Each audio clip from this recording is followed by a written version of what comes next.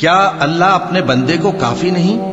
اور اے نبی، یہ تم کو ان لوگوں سے جو اللہ کے سوا ہیں یعنی غیر اللہ سے ڈراتے ہیں، اور جس کو اللہ گمراہ رہنے دے اسے کوئی ہدایت دینے والا نہیں، اور جس کو اللہ ہدایت دے اس کو کوئی گمراہ کرنے والا نہیں۔ کیا اللہ عزت والا بدلہ لینے والا نہیں ہے؟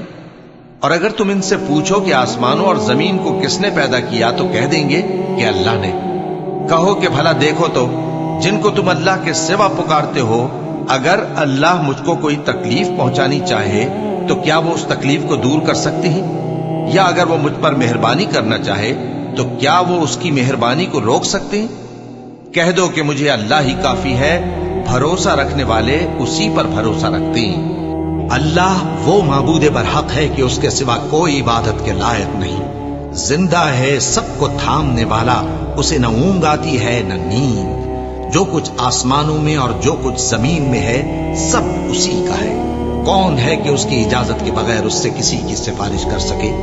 جو کچھ لوگوں کے روبرو ہو رہا ہے اور جو کچھ ان کے پیچھے ہو چکا ہے اسے سب معلوم ہے، اور لوگ اس کی معلومات میں سے کسی چیز پر دسترس حاصل نہیں کر سکتے۔ ہاں، جس قدر وہ چاہتا ہے اسی قدر معلوم کرا دیتا ہے۔ اس کی بادشاہی اور علم آسمان اور زمین سب پر حاوی ہے، اور اسے ان کی حفاظت کچھ بھی دشوار نہیں۔ وہ بڑا عالی رتبہ ہے، جلیل القدر ہے۔ دین اسلام میں کوئی زبردستی نہیں ہے، ہدایت صاف طور پر ظاہر اور گمراہی سے الگ ہو چکی ہے۔ تو جو شخص بتوں سے اعتقاد نہ رکھے اور اللہ پر ایمان لائے، اس نے ایسی مضبوط رسی ہاتھ میں پکڑ لی ہے جو کبھی ٹوٹنے والی نہیں، اور اللہ سب کچھ سنتا ہے، سب کچھ جانتا ہے۔ اور سن رکھو کہ اللہ کی یاد سے ہی دل آرام پاتے ہیں۔ جو لوگ ایمان لائے اور عمل نیک کیے ان کے لیے خوشحالی اور عمدہ ٹھکانہ ہے۔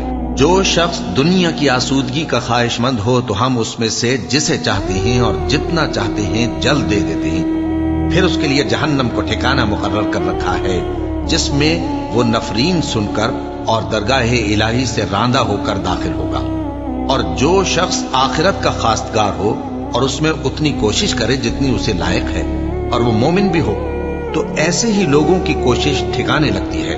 ہم ان کو اور ان کو سب کو تمہارے پروردگار کی بخشش سے مدد دیتی ہیں، اور تمہارے پروردگار کی بخشش کسی سے رکی ہوئی نہیں۔ دیکھو ہم نے کس طرح بعض کو بعض پر فضیلت بخشی ہے، اور آخرت درجوں میں دنیا سے بہت برتر اور برتری میں کہیں بڑھ کر ہے۔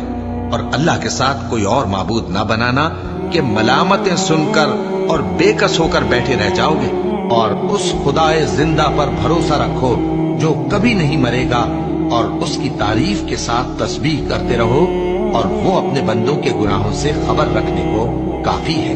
بھلا کون بے قرار کی التجا قبول کرتا ہے جب وہ اس سے دعا کرتا ہے، اور کون اس کی تکلیف کو دور کرتا ہے، اور کون تم کو زمین میں اگلوں کا جانشین بناتا ہے؟